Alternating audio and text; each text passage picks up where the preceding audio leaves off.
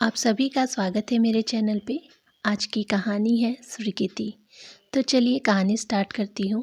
कहानी पसंद आए तो वीडियो को लाइक शेयर और चैनल को सब्सक्राइब जरूर कीजिएगा। आजकल धर्म तो रहा ही नहीं, जात बिरादरी जैसी बातें भी भूल गए। अब क्या बिना नहाए धोए नौकर चौके में घुसेंगे। इस पर विभू का स्वर ऊंचा हो गया था। अम्मा, दोनों भाभियाँ मुझसे उम्र में बड़ी हैं, इसीलिए उनके बारे में कुछ नहीं कहता, पर मीता तो थोड़ा बहुत घर के कामों में हाथ बटा सकती है। कभी आपने सोचा है आपके लाड प्यार से वह कितनी बिगड़ती जा रही है। इसे भी तो दूसरे घर जाना है। क्या यह ठीक है कि घर की सभी औरतें हाथ पर हाथ धरे बैठी रहें और बेचारी नीरा ही घर के कामों में जुटी रहे। तो किसने कहा है इसे नौकरी करने के लिए। घर में इतना कुछ है, आने वाली 7 पुश्तें खा सकती हैं। वैसे माँ, है तो यह छोटे मुँह बड़ी बात, पर हम भी मीता को इसीलिए पढ़ा रहे हैं, न कि वह स्वावलंबी बने। अगर उसके ससुराल के लोग उसके साथ वैसा ही सलूक करें जैसा आप लोग नीरा के साथ करते हो, तो कैसा लगेगा। मीता की तुलना नीरा से करने का अधिकार किसने दे दिया तुझे। वह किसी छोटे घर की बेटी नहीं। बेटे के सधे हुए आग्रह के स्वर को तिरस्कार की पैनी धार से काटती हुई अम्मा चीखी। विभू उसके बाद एक पल भी नहीं रुके। स्तंभित नीरा को लगभग घसीटते हुए घर से चले गए थे। बैंक से कर्ज लेकर नया घर बनवाया और एक नई गृहस्थी बसा ली दोनों ने। एक मारुति जैन गाड़ी की किस्तों पे ले ली, लेकिन नीरा खुश नहीं थी। बार बार यही कहती, मेरी वजह से तुम्हारा घर टूटा। बीबू उसे समझाते, जहाँ तुम्हारे लिए कोई जगह नहीं, वहाँ अपनी जगह बनाने के लिए क्यों परेशान होती हो। महीने बीत गए। प्रसव पीड़ा से छटपटाती नीरा अस्पताल पहुंची। ससुराल से कोई नहीं आया। सहकर्मी डॉक्टरों ने देखभाल में कोई कमी नहीं रखी। माँ बाप और रोहित एक पल के लिए भी वहाँ से हटे नहीं थे। फिर भी नीरा के मन में एक कसक सी थी। कितना अच्छा होता अगर बीबू के घर से भी कोई आता, उसके सिरहाने खड़ा होता। नामकरण वाले दिन उमा दीदी अपने दोनों बेटों के साथ आई थी। उम्र में वह बीबू से 10 साल बड़ी थी, फिर भी वह नीरा से हम उम्र सहेली की तरह ही मिली। पर जब अम्मा भाभी भैया में से कोई नहीं आया, तो नीरा की रुलाई का बांध फूट पड़ा। वह उमा दीदी के कंधे पर सिर रख के बोली, दीदी, मैं तो सोचती थी बच्चे के आने के बाद सारी दूरियां अपने आप मिटती चली जाएंगी, पर ऐसा कुछ भी तो नहीं हुआ। 1.25 महीने बाद मुन्ने को लेकर उसी चौखट पर पहुंची नीरा, जहां से कभी अपमानित होकर वह लौटी थी। बीबू ने उसे रोकना चाहा, पर नहीं मानी। देर सवेर बेटे के लिए तो मुँह जाग सकता है, बहू तो पराये घर की होती है, उसे तो स्वयं ही परिवार में अपनी जगह बनानी पड़ती है। यही विचार था मन में। वह ससुराल पहुंची तो अम्मा घर पे नहीं थी।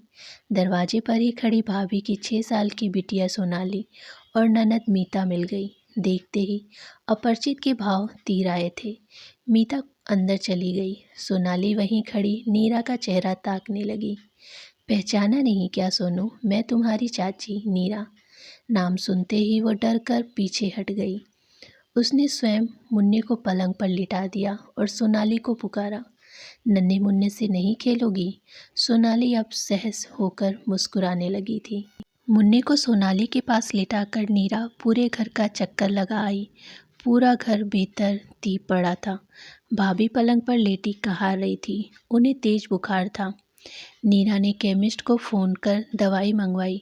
फ्रिज में ठंडा पानी निकालकर भाभी के माथे पर ठंडी पट्टियाँ रखने लगी। कुछ देर बाद भाभी का बुखार उतरने लगा। नीरा इस बीच चौके में जाकर दलिया बना लाई। घर के अन्य सदस्यों के लिए भी सब्जी दाल छौंक दी। अब भी उसे याद था, महाजिन के हाथ का पका खाना अम्मा नहीं खाती। 12 बज चुके थे। भाभी की तबीयत थोड़ी सुधरने लगी थी। अम्मा अभी तक लौटी नहीं थी। नीरा ने डोंगे में दलिया पलटकर उसमें दूध डाला और भाभी के पास जाकर बैठी।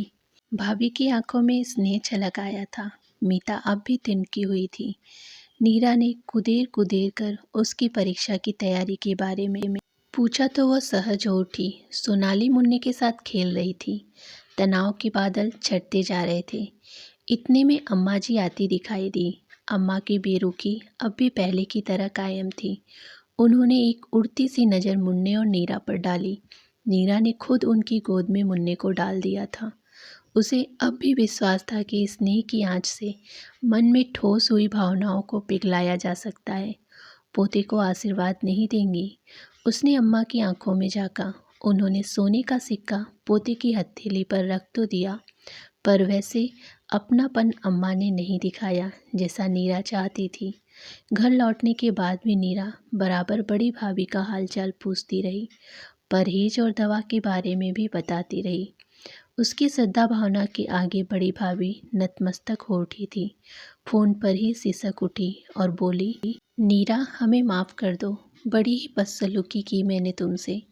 भाभी बात कर ही रही थी कि तभी मीता ने फ़ोन छीन लिया था। भाभी, मुन्ना कैसा है? भैया कैसे हैं? वहीं बैठी बैठी सबके बारे में पूछती रहोगी या घर आकर मिलोगी भी? उस दिन के बाद से मीता और सोनाली जब भी समय मिलता मुन्ने से साथ खेलने पहुंच जाती। भाभी फ़ोन पर ही मुन्ने की परवरिश की हिदायत देती रहती। कभी कभी अम्मा से छिपकर मुन्ने के लिए सौंफ मिश्री की भुगनी और नीरा के लिए पिस्ते बादाम की कतली भी बच्चों के हाथ भिजवा देती। धीरे धीरे बीबी के परिजनों से नीरा की दूरियां सिमटने लगी थी, पर उसे तो अम्मा के पास पहुंचना था। परिवार की धुरी तो वही थी। अचानक अम्मा की कराहट ने नीरा को अतीत के झरोखे से खींचकर वर्तमान में ला पटका। सामने ईसीजी मशीन का मॉनिटर उनके हृदय की धड़कनों का संकेत दे रहा था। एकाएक अम्मा की सांस फूलने लगी, शरीर पसीने पसीने हो गया। घर के सभी सदस्य घबरा गए थे। मीता जोर जोर से रोने लगी। तीनों भाइयाँ उसे सहारा दे रहे थे। मजली भाभी भी 2 दिन पहले ही पहुंची थी। डॉक्टर ने नीरा को कमरे में बुलाकर बताया, स्थिति नाजुक है, फौरन ऑपरेशन करना पड़ेगा, पैसे जमा करवा दीजिए। अगले कुछ पलों में नीरा डॉक्टर शेरावत के साथ ऑपरेशन थिएटर में गई थी। बीभू दोनों भाइयों के साथ बाहर चहलकदमी कर रहे थे। बड़ी भाभी मुन्ने को गोद में लिए हैरान परेशान इधर उधर टोल रही थी। माँ के दूध पर पड़ने वाला बच्चा 3 घंटों से सिसक रहा था। कुछ ही देर में तीनों भाई, तीनों भाभियाँ, उमा दीदी, मीता बाहर लगे पेड़ की छाया में बैठ गई। भाभी गहरे मौन सागर में डूब गई थी। मीता उन्हें सचेत करती हुई बोली, क्या सोच रही हो भाभी? लंबी सांस लेकर भाभी बोली, कहने को तो अम्मा की 3 बहुएं हैं, पर हर जगह नीरा अपनी जगह खुद बना लेती है। बेचारी बिना रुके हर वक्त दौड़ भाग करती रहती है, फिर भी उठते बैठते अम्मा उसे कोसती रहती हैं। सच में हम सब ने उसके बारे में कितनी गलत धारणा बनाई हुई थी। ऑपरेशन थिएटर से जब अम्मा को स्पेशल वार्ड में लाया गया, तब तक सांझ हो आई थी। नीरा मुन्ने को लेकर घर चली गई थी। भूख से बिलबिलाता बच्चा रो रो कर हलकान हो उठा था। संक्रमण की वजह से किसी को भी अम्मा से मिलने की अनुमति नहीं थी। गहरी नींद के नशे में भी उनके जागते दिमाग के विचारों के बादल उमड़ घुमड़ रहे थे। अम्मा ने लड़खड़ाती आवाज़ में नीरा का नाम लिया तो सभी उनके इर्द गिर्द सिमट आए थे। टूटते स्वर में वो बोली, नीरा कहाँ है? कमज़ोर से फिर आंखें मूंदने लगी। अगले दिन थोड़ी हालत सुधरी तो उन्होंने विभू से कहा, मैं नीरा से मिलना चाहती हूँ। मैंने उसका बड़ा ही अनादर किया है। और उनकी आंखों से टप टप आंसू गिरने लगे। द्वार पर आई सुहागिन का निरादर किया।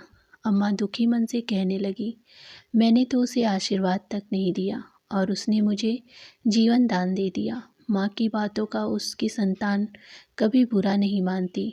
बीबी बोला, इन 3 सालों में मुझसे ज़्यादा तो वह तुम्हारे लिए छटपटाती रही अम्मा।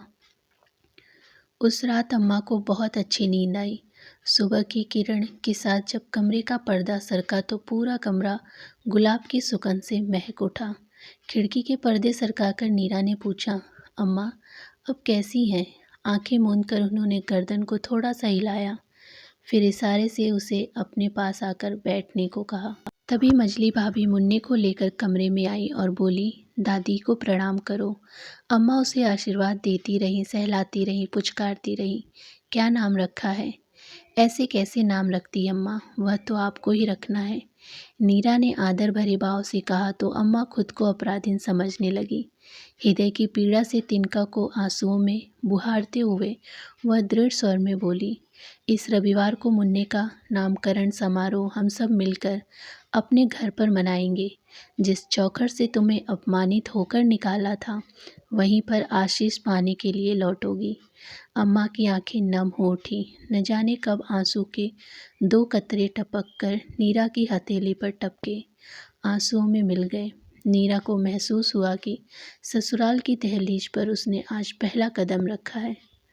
तो फ्रेंड्स, कैसी लगी ये कहानी कमेंट बॉक्स में कमेंट करके ज़रूर बताइएगा। कहानी पसंद आई हो तो वीडियो को लाइक शेयर और चैनल को सब्सक्राइब ज़रूर कीजिएगा। धन्यवाद।